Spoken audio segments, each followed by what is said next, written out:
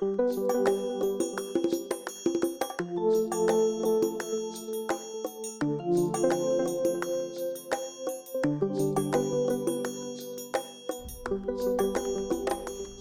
to the Climate Buzz Podcast.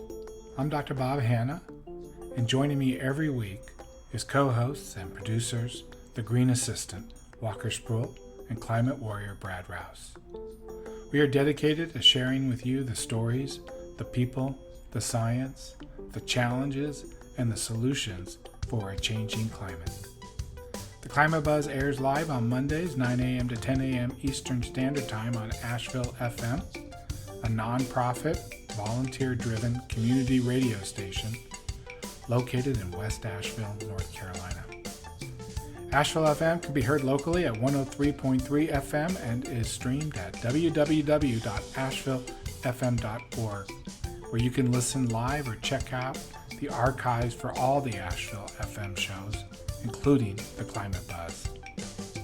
And please take a moment to like us, the Climate Buzz, on Facebook and Instagram, where we regularly share links, announcements, interviews, and useful information that is related to the topics and news discussed on our shows. Today's podcast first aired live on Asheville FM on Monday, June 27th, 2022. Enjoy. So we have a very interesting show today. We have a guest in the studio with us today. Our first guest. Yeah, we're so excited. We're moving up, and boy, did we move up fast with this first guest. We have Julie Mayfield here in the studio, and as many of you know, Julie, she has been a city representative here in Asheville. She also is our Senate representative in Raleigh for District 49. And is co-director of a local organization called Mountain True. So thank you, Julie, for joining us here today. Well, thank you. I'm happy to be here. I think you elevated me a little, maybe too high. Come on. I don't think I'm that special, but I'm happy to be here. We appreciate you leading the way, and that's part of why we've brought you in here today. But before we get into the meat of it, we're going to go to our usual way of starting the day. And hello, Bob. Thank you so much. Dr. Bob is calling in with us today. We're so You sound honored. great, Walker. Oh, thanks. So we really, this is really turning out to be an exciting show. So we're going to go ahead and jump into our usual first segment, which is going to be Climate on Our Radar. And I'm going to throw this over to you, Brad, our climate warrior, to get us started. Well, I've just got a news story out of Europe that a new study has just come out from the think tank Ember, which basically says that massively expanding Europe's renewable energy, wind and solar, can power Europe with a high degree of reliability and a high degree of fossil fuel, of carbon dioxide reduction by 2035, a completely carbon-free power system by 2050. 80 to 90% of it would be wind and solar.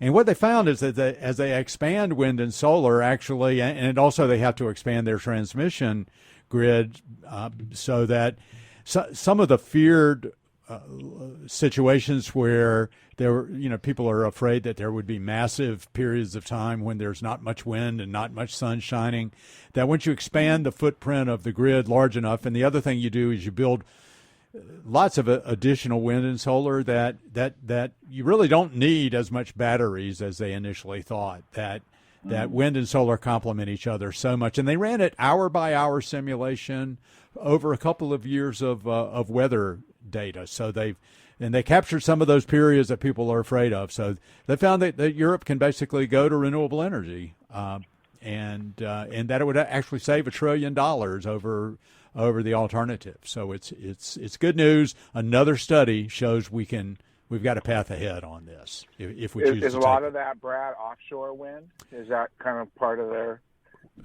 plan? I think I looked into the plan in detail. Most of it's onshore, but about 20-30% of it is offshore wind, and it's in every country you've got to have wind and solar in every country, and you've got to have those transmission lines to do it. And also to throw in here, it's not just about the trillions of dollars, right? It's also about the mitigation and reduction of the greenhouse impacts gases. of And those.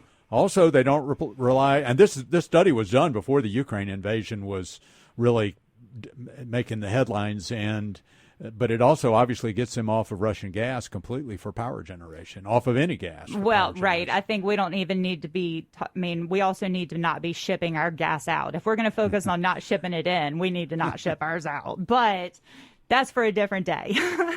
Thank you so much, Brad. Hey, Bob, do you have a story for us today?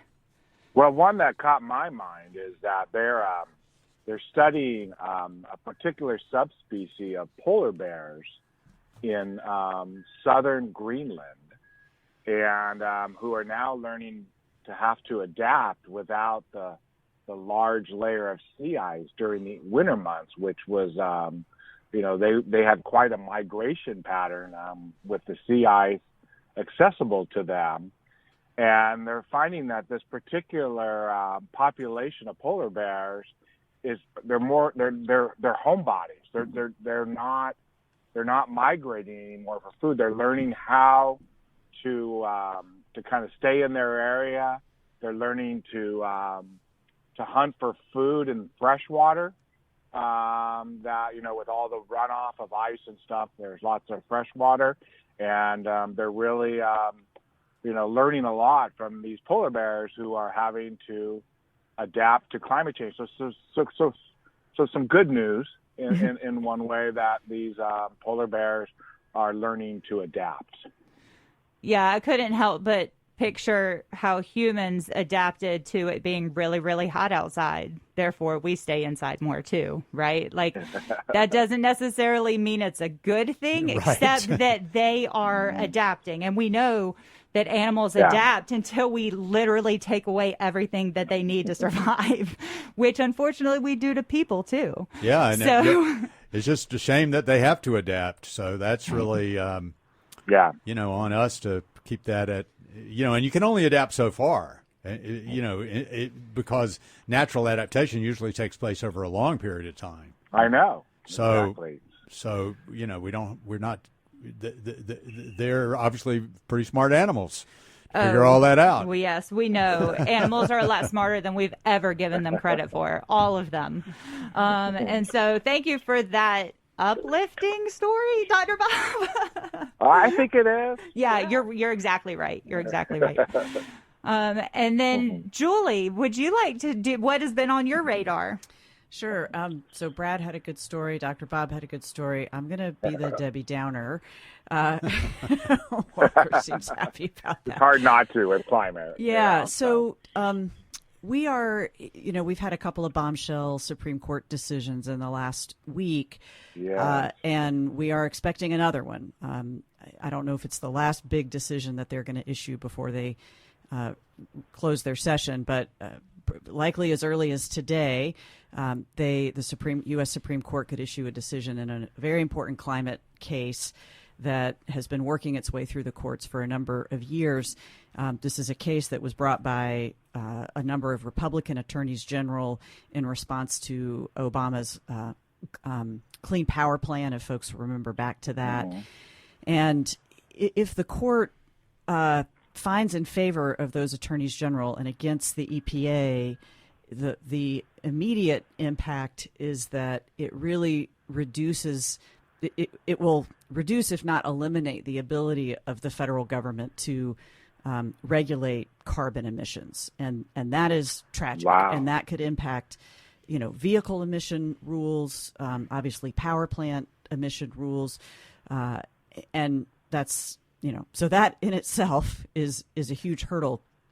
There are larger implications to this case that really call into question, if they decide it in a particular way, could call into question the ability of all administrative agencies to implement the statutes that task them with coming up with rules and regulations.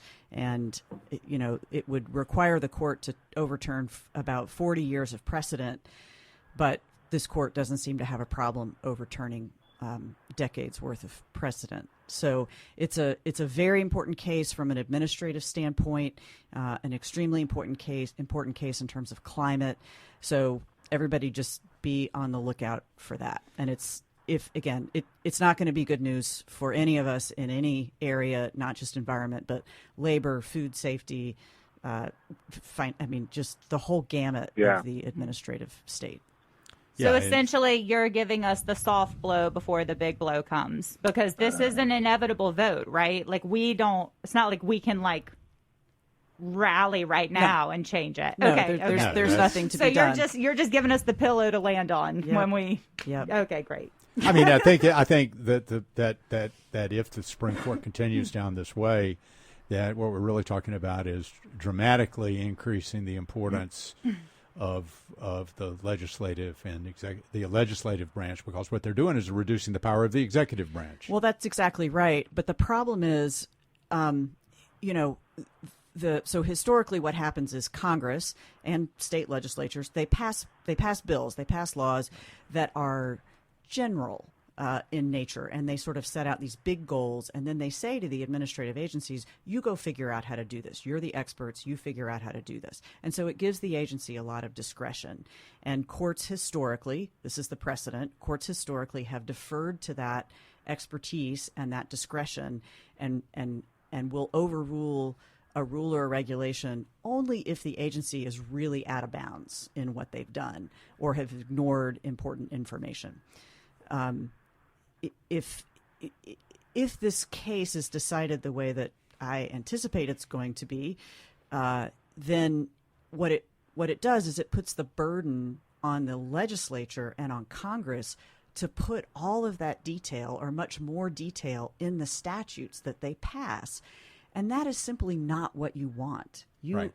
As a legislator, I can tell you I don't have the expertise that I need even in all of the environmental arena to be putting the level of detail that you need to implement a statute actually in the statute. You want the agency to do that work. You really do. Good point. Yeah. And I love that, looking behind the scenes of how this stuff is being handled, is being passed, because on this side of it, we're on the outside. So go ahead, Bob. Well, I wondered, Julie, you having this unique perspective of being part of the North Carolina legislature, and what your sense of is, how you might describe, how Republicans and the Republican-led legislature are addressing climate change and how they're seeing it at this time. With particularly in light of this historic kind of bipartisan legislation on climate that just passed North Carolina at the end of 2021. Yeah, and I hope we get a chance to talk about that bill and the draft climate plan that's out there. But that legislation, if I can just say, is a perfect example of the way it should work. So in House Bill 951, the legislature established broad goals, reliability, affordability, and these carbon reduction goals.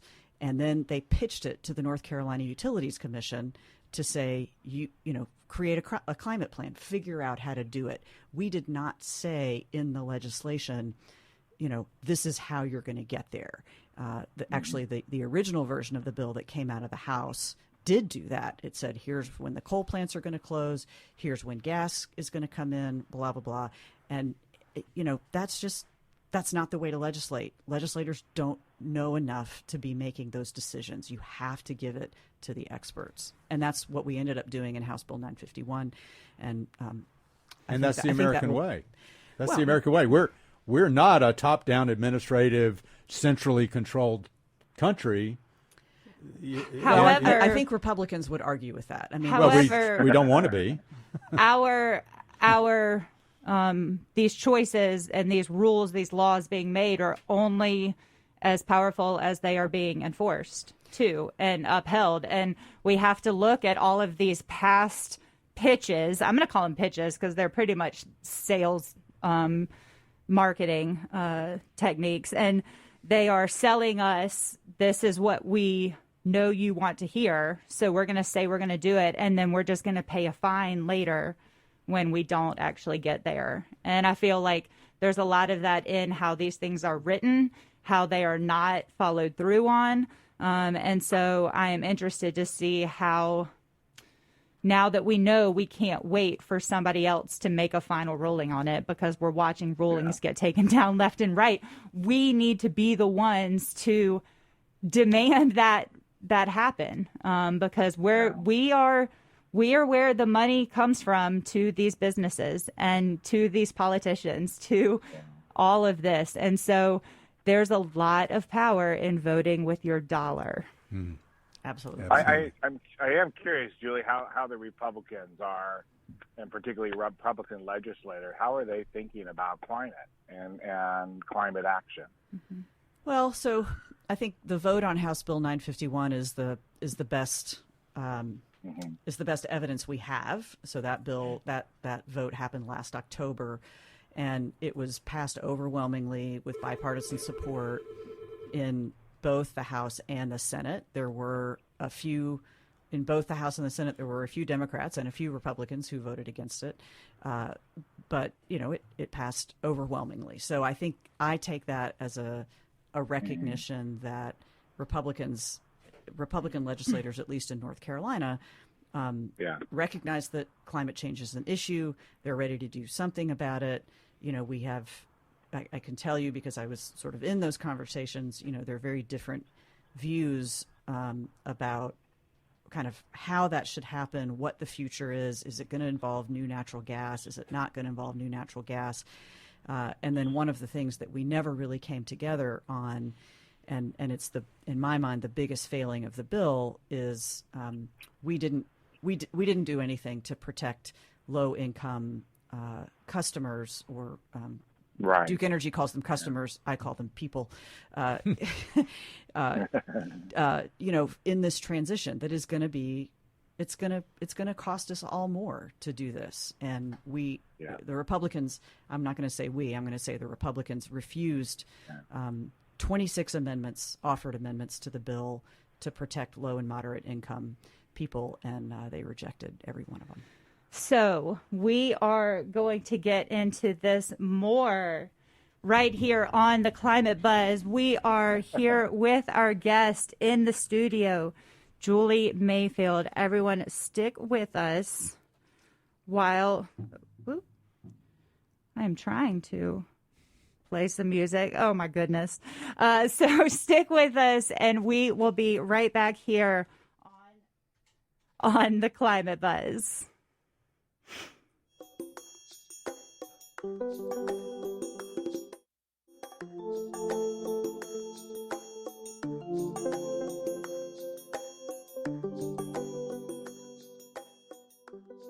And you're listening to the Climate Buzz here on your community radio station, Asheville FM, on your radio dial at 103.3 FM, and also anywhere in the world at ashevillefm.org and through the Asheville FM app. And we're very honored to have Julie Mayfield here in the studio with us talking about legislation in general. And we're also going to be getting into the proposed Duke Energy carbon plan. But before we get into that, I'm going to throw it over to Brad. Okay, and thanks, Julie, again for being here today. And, I think I first met you back in, I'm going to say 2015. I was looking at, and I tell a little bit about this story in my book, Climate Warrior, but I was looking at moving to Asheville, and I wanted to sort of learn a little bit more about the environment. And I already decided that I was going to devote my efforts to climate change and action on climate change. And there's some kind of big party or something that I went to might have been at ISIS or at some other place where there was some music playing. I was asking people, well, who should I talk to find out what's really going on in the climate scene in Asheville, and what can I, how can I fit in? And several people mentioned, well, there's this woman over in the corner, and her name's Julie Mayfield, and you really need to go talk to her. And so I did, and that's when we met. And I've really enjoyed working with Julie. We were involved on the I think the first Duke case when they canceled Lake Julian coal plant, or they announced a cancellation, and we're going to build the gas plants. And there was one plan, and then there was another that came about after a tremendous amount of public uproar that Mountain True was heavily involved in at the time. And then the Duke, I remember sitting in your office one time and begging you to let me go along with the other folks that were going to be part of the Rocky Mountain Institute E-Lab, which I'm still envious of you being able to go off to Rocky Mountain Institute and stay in that resort and be with all those great people and get involved with it. And I know we served together on the Energy Innovation Task Force, so I know you've been around and doing this for a long time. But what I wanted to turn it over to you a little bit on this, but just to say, well, and I've read a little bit more about your background, and we've crossed paths. We didn't cross paths, but we were in Atlanta at the same time. What got you into being an environmentalist? And I think you qualify as a climate warrior. What made you a climate warrior?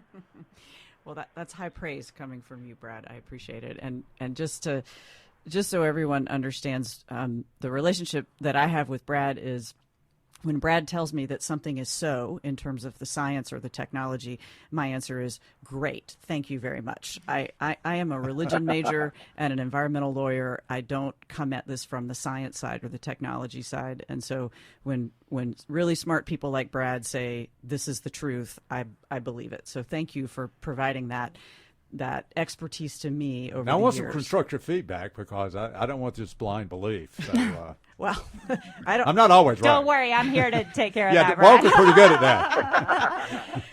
Well, to answer your question, I'm a little bit of an accidental environmentalist. When I was in law school, I went to law school intending to do environmental law. Intending to do international law. I took all the international law courses. I was an editor on the International Law Journal. I had a number of international experiences, travel and service before law school. I'd worked for Amnesty International. That's where I was headed, was fully international work. And then the summer after my second year of law school, I took a tour through a law firm in Atlanta, and and hated every practice area that I went through. They didn't have an environmental law an international law team. So I was trying out all these other things, and it was all confirming for me that, yes, I need to do international law, because all the rest of this is terrible, because it's just all fighting about money. That's all it is. And Yep. I don't care about fighting about money. And then I took a tour through the environmental law team, and it was just like a window had opened. I mean, this was not just about money. There is an aspect of money to it, but this was about making sure that our environment was clean. And to be clear, this is a corporate law firm.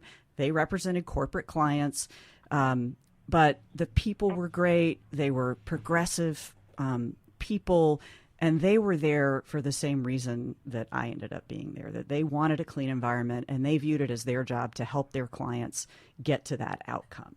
And to comply, to Walker's point earlier, to comply with all of these federal and state rules and regulations that are designed to help us have a clean environment.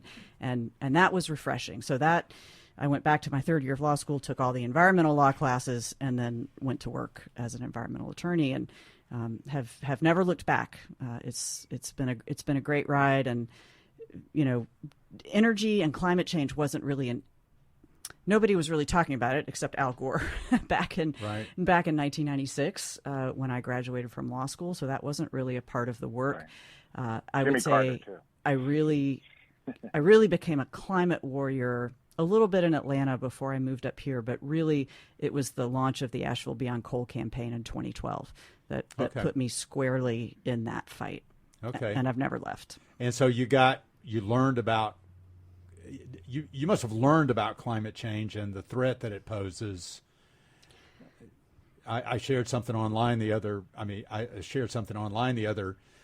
day about a memo to Jimmy Carter in 1977. Yeah. Regarding the danger that climate change might pose and the things that we needed to be doing. And I think we've all kind of known about it in the background. When did it really become, raise its head to where now it's a lot of us see it as the primary issue?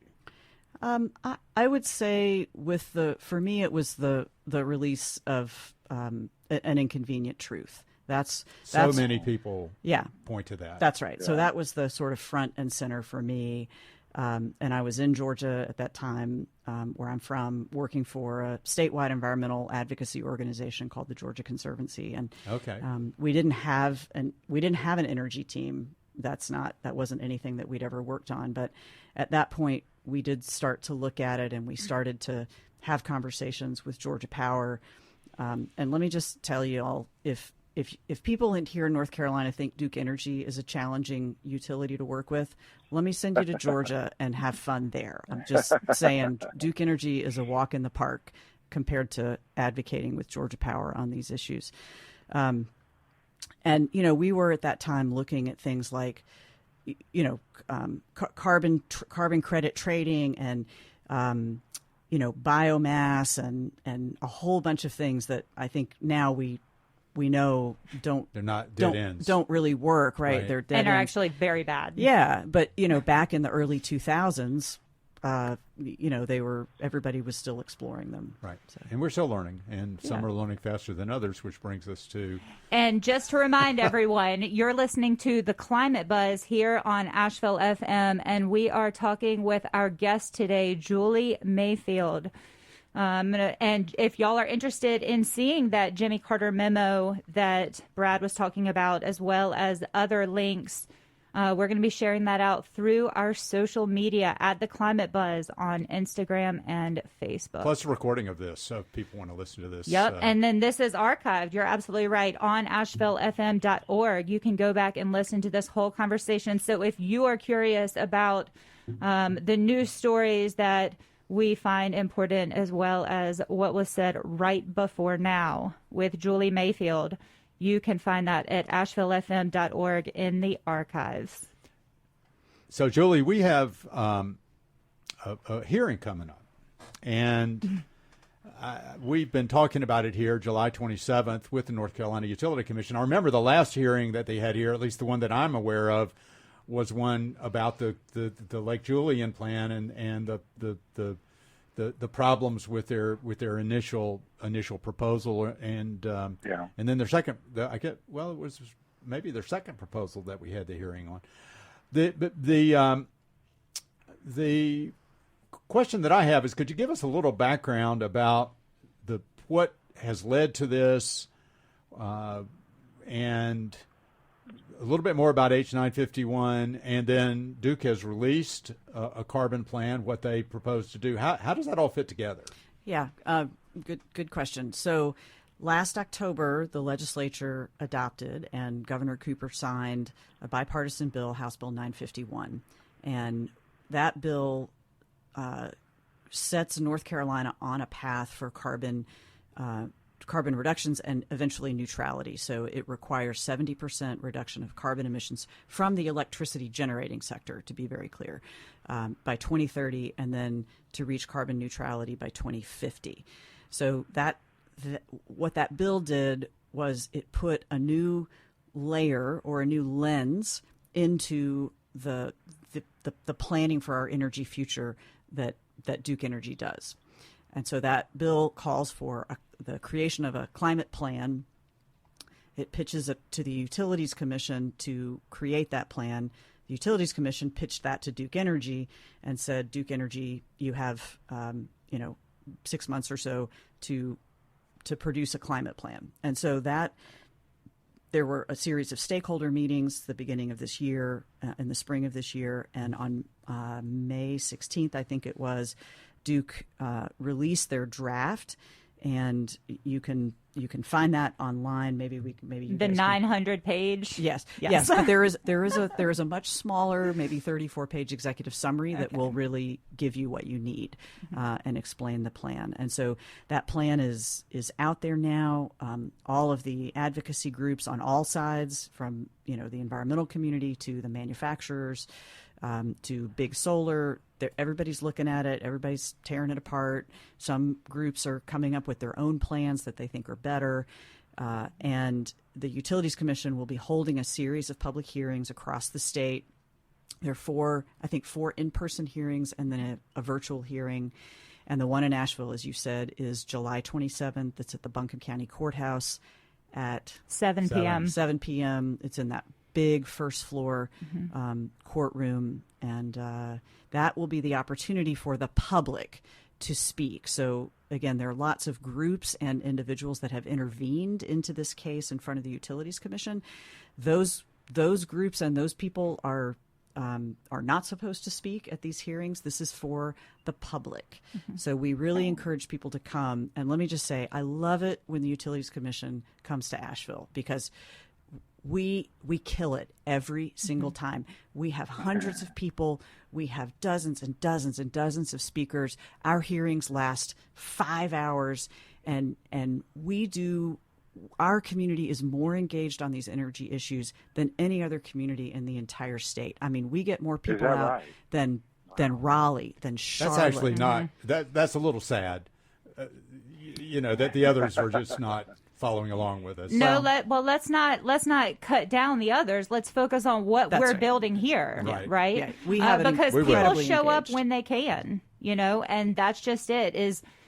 That's why we're getting the word out now, is because we want people to have the information that if you think that this is important, you don't have to speak. In fact, you can do a written comment and send that in ahead of time. Right. But still, you have the ability to show up and fill those seats and make them know that our community demands, and we're going to follow up, and we're going to watch, and we're going to say we want better.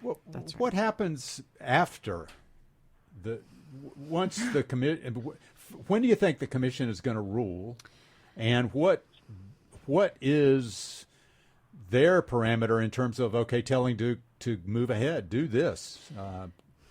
So the Utilities Commission has several criteria that they're looking at. They have, and these are all dictated in the bill: reliability of energy, affordability, and so there's still that low cost criteria that's out there, and then of course this overlay of the carbon goals. And their job is going to be to look at all the information that comes into them, starting with this draft plan, but all the information that comes in from the interveners, from other experts, from the public, and weigh the risks of different, and we can, I don't know how much we want to get into this, but essentially Duke has kind of proposed 4 different portfolios, 4 different paths to get to the initial goal, which is the 70% reduction by 2030, although some of those push that deadline a little bit to 2032 to 2034, which the legislation contemplated and allows for. So it'll just be the Utilities Commission's job to look at all of that and essentially recommend the plan or approve the plan that they think makes the most sense for North Carolina, balancing all of those factors. Well, that makes the most sense for North Carolina and the shareholders of Duke Energy. What I want to bring in is you even mentioned low cost, because that's important in all of this, but you also earlier mentioned that we didn't take into account the more poor communities in the building of these systems. And so when are we going to step up and say it's time to pony up, pay up, and actually build a system that is going to serve everybody instead of a small group of people more than others? Yeah. So I will say, to your first point, the Utilities Commission, their job is not to take care of Duke Energy shareholders, and I don't think that's what they do. And the other big party that's in this mix is the public staff of the Utilities Commission. Those are the consumer protection folks, and they're the ones that really focus on the low cost aspect. And to be clear, that low cost requirement is already in North Carolina law. So that's not new. That's not different. It's there. Now, again, we've got this overlay of the carbon goals, which means costs are going to go up, but the public staff is a very important actor in this, and they will be a very important actor in recommending which of these paths they think is best for consumers. Now, they don't always win. They don't always get what they want. Duke usually doesn't get what it wants. There's, it's a meeting in the middle. And I lost your other. When are we going to step up? Yeah. So there are a couple of other things that are happening. Number one, Duke Energy has been hosting what they call a low-income collaborative for I don't know, maybe 18 months, maybe even going on 2 years. I'm not sure, but it's a wide range of stakeholders that have come together to try to develop and make recommendations for how Duke Energy can better serve its low and moderate income customers. And those recommendations are going to be coming out soon. I've heard previews of those. They're all good. They're all things that can happen in the current legal framework. So that's going to be good. Is it going to be enough? Probably not. The other thing is that the House Bill 951 changes the rate-making process for Duke Energy, and it allows them, and this was the brass ring that they wanted, it allows them to bring a rate-making case that allows them to raise rates over the course of 3 years based on a very specific set of work that they're going to do.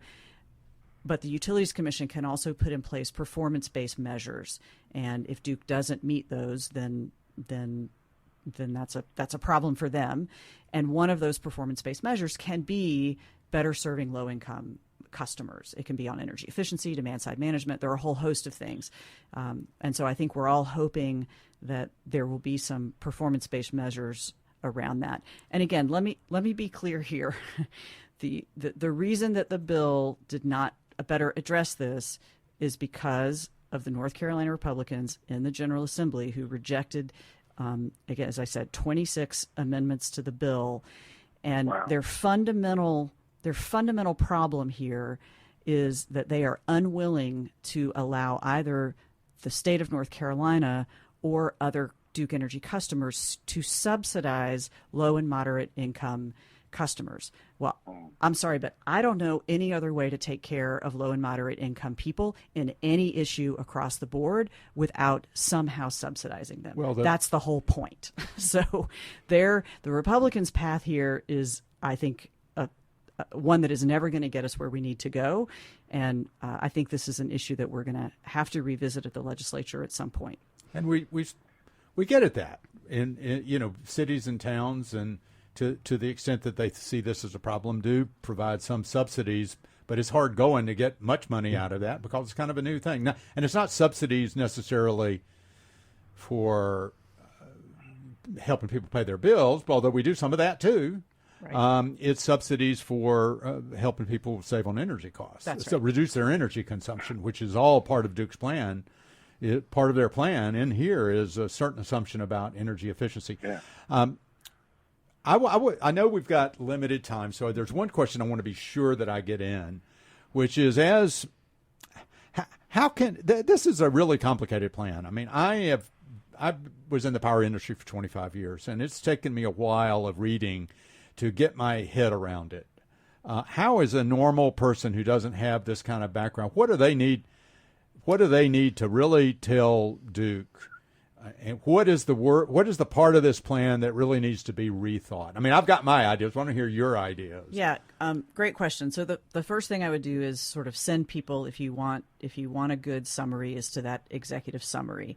But there are a number of organizations, Mountain True included, so Mountain True, the Sierra Club, some of the statewide organizations like League of Conservation Voters, North Carolina Conservation Network, all of those. Sustainable Energy Association, NC Warren, all of those groups are, they are digging into the plan, and they are coming up with essentially what they think the top line concerns are. I know Mountain True is going to be, we're actually hosting a webinar in early July, I think, to help people understand the plan better. We're doing that in conjunction with North Carolina Interfaith Power and Light. Okay. And then we will also, again, have background and talking points and all of that. We're finalizing that right now, so that will be out there soon on our website if you get our emails. And same thing with the North Carolina Sierra Club.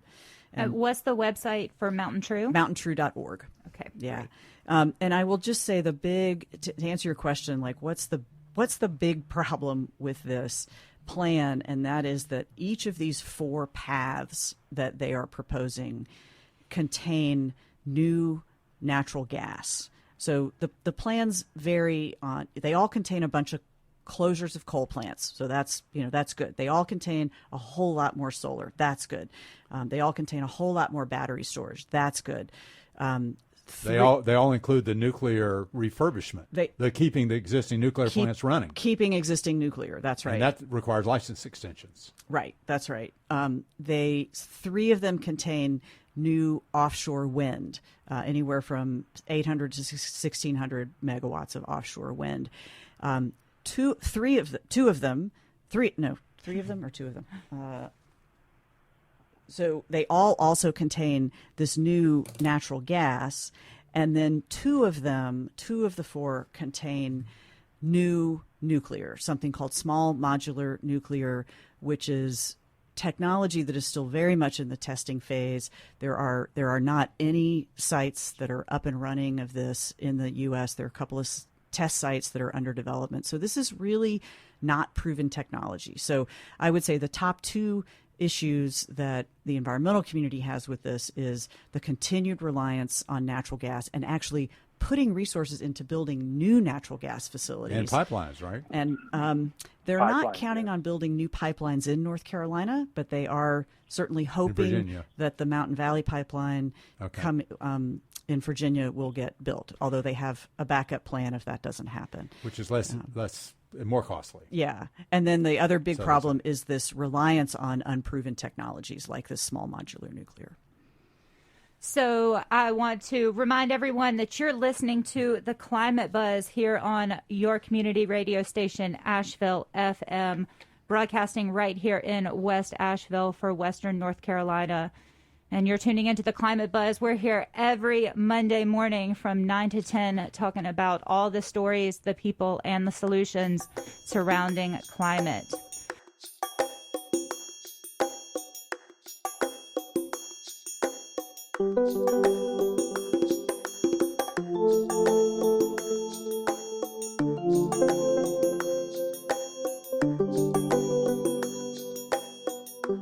We are here in the studio with Julie Mayfield, and I am skipping our last musical break, as wonderful as it is, because we need to know more, Julie. So go ahead, Bob. I have a question. You know, Julie, I was reading or kind of like trying to understand it, and it seems like there's a growth of about 5 to 6% in the solar industry, and which seems like a really big opportunity potentially to really invest in solar, to make it accessible to small business owners that, you know, and I'm just wondering, you know, how Duke, with your understanding of how Duke and the Utility Commission is looking at solar, where, you know, we have this possibility to make our own energy and not be so reliant on Duke making our energy, which obviously cuts into their profits. And what's your sense of how solar is being treated in this carbon plan? So all of the portfolios include a massive increase in the amount of solar. I mean, that is... So you would say massive, okay. So utility scale. In utility scale. I mean, talk about rooftop, too. That's, yeah, well, so the plan, I mean, I haven't, Brad, you're digging through the, how many pages? Rooftop is basically assumed based on, they just make an assumption about how much rooftop they're going to get. They don't look at expanding the amount of rooftop beyond what I consider to be a laughably small amount of rooftop solar. Yeah. I think at this scale, you know, this is a big plan looking statewide, and they're trying to pull on the levers that they can pull on the most. And just to remind everyone, we're talking about the proposed Duke Energy Carbon Plan that is coming up for public hearing in front of our Utilities Commission.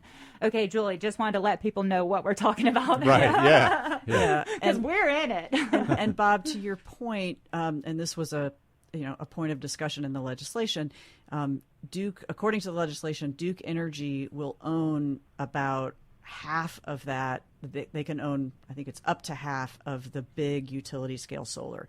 And so other companies will be able to own some of those other, that the other half. But to your point, if you're talking about small rooftop solar, there's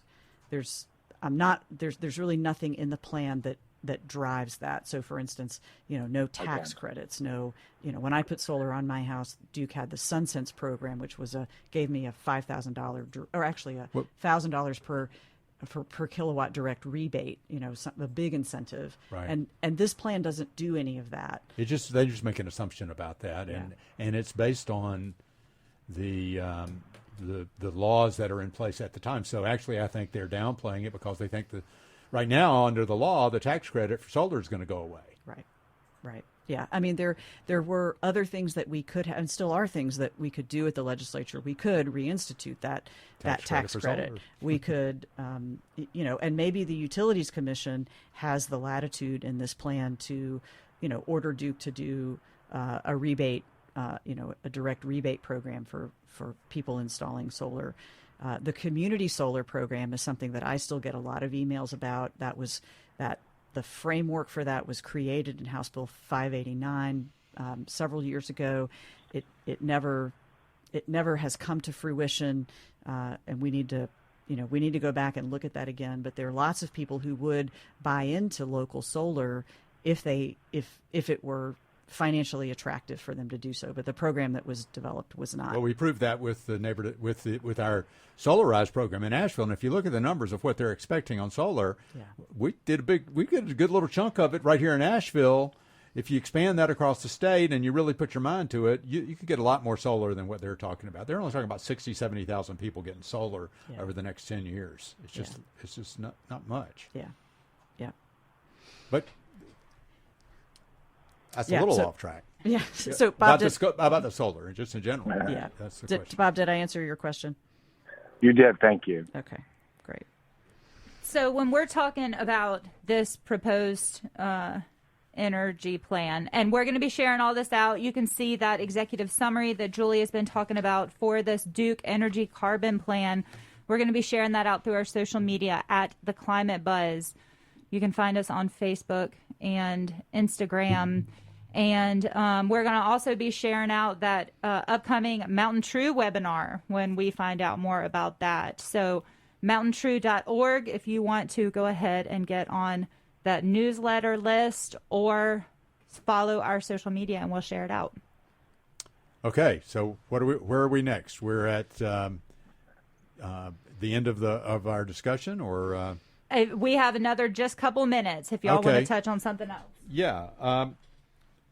So, Julie, what else do you see in here that, we've got the gas. I mean, I guess they're adding all of this natural gas. They've got nuclear. Nuclear actually is in all of the plans out in the outer years. But those plans, how does this? Is this the only time Duke is going to come out with a plan like this, or is this going to be like an ongoing thing? Yeah, that's a great question. So the legislation contemplates that this plan will have to be revisited every 2 years, and it can be revisited more frequently than that at the direction of the Utilities Commission. So one of the things that Duke is saying in this plan in proposing all four of these portfolios, and essentially what they're saying to the Utilities Commission is, let us move forward with all of this. There are a lot of common elements between all four portfolios, and then, as I've mentioned,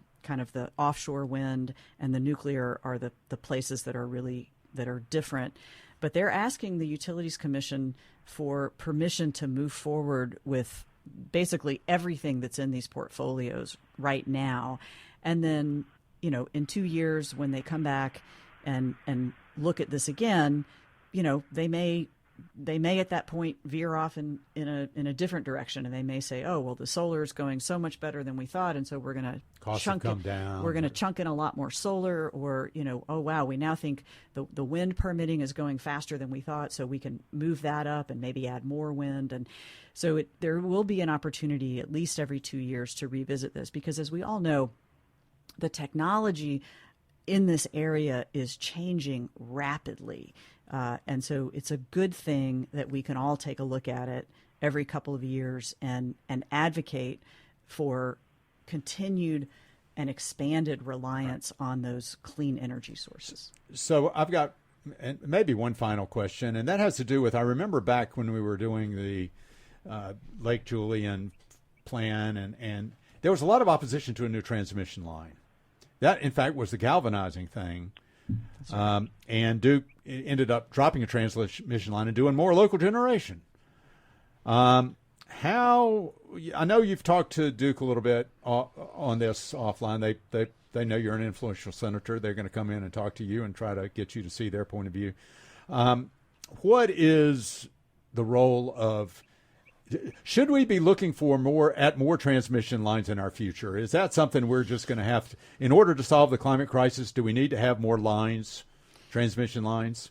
Well, we certainly do need to upgrade the transmission system, and certainly in some places that is going to mean more lines. We are likely going to need for the offshore wind to be to effectively get to the grid. There's going to need to be more there.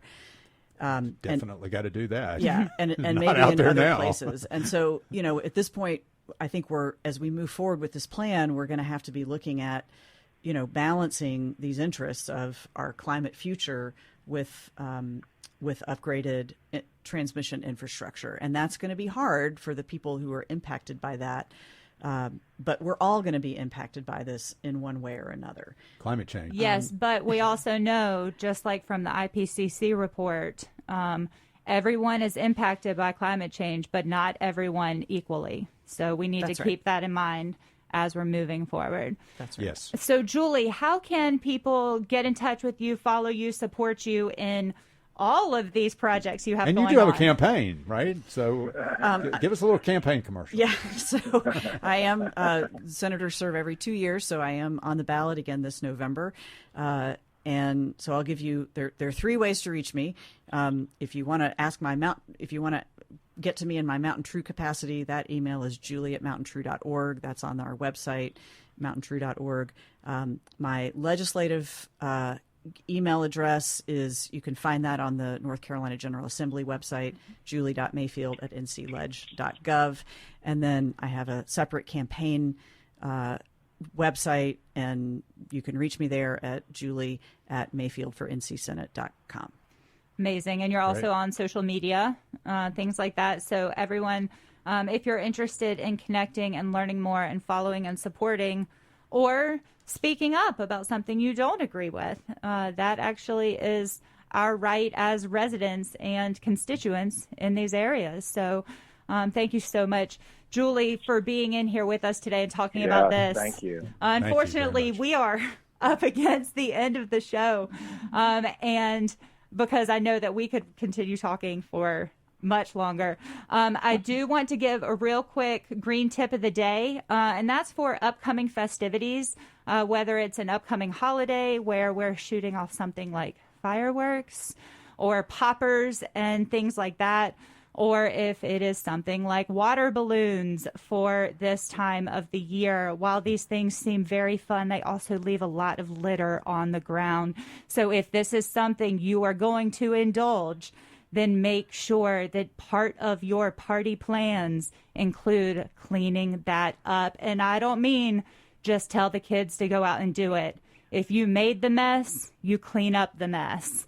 And show the kids that it matters to you, that it matters that these things don't end up in our water stream, in the bellies of animals and in the mouths and the babies that are sleeping out in nature. Let's support them and enjoy ourselves. And I'm going to throw in one last thing, which is, if you can do without fireworks, they are really traumatizing to a lot of people and animals. So keep your animals locked up tight, love them. And I'm going to throw it to you, Brad. Yeah, I just wanted to put in a self-serving advertorial here that we are having an event for my book on Thursday at 10 o'clock a.m. at the Collider. It's a coffee, and we'll just be talking about the book, depending on who shows up. You have a book, Brad? Yeah, I do. Climate Warrior. Yep. It's out there, and also have an event coming up July 26th through Malaprops. Amazing. An online event. So. We're going to share that out through our social media at the Climate Buzz. And Bob, do you have an announcement for us? I do not. All right. So, I have down here yeah. the Duke Public Meeting, but we're going to get into that more next week. Tune in here with us at the Climate Buzz on Asheville FM every Monday morning from 9 to 10. And we appreciate you tuning in and choosing green and doing what we can. Thank you to Julie Mayfield. You can listen again at ashevillefm.org in the archives.